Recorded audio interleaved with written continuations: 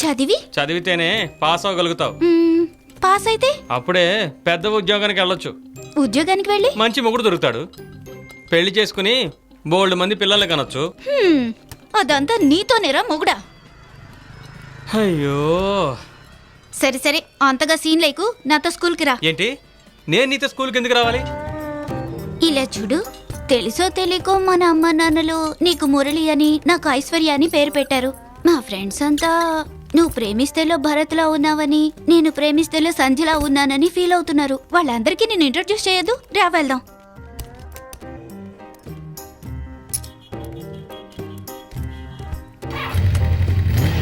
బాగుంది కదా? నేను భరత్నా? చచ్చిపో. అమ్మయ్యా, అది ఎక్కలేదు.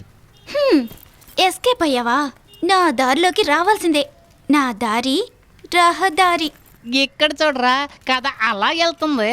ఓ, ప్రేమిస్తే సినిమాలో సంజి చేసుకుందే సొంత భావనే, అది నేనే అవుతాను. భరత్ మెంటల్ అయిపోతాడు కదా, అది ఆ మెకానిక్ గాడు అవుతాడనమాట. ఎలాగైతేనే ప్రేమిస్తే సినిమా నా లైఫ్ కి చక్కగా సింక్ అవుతోంది.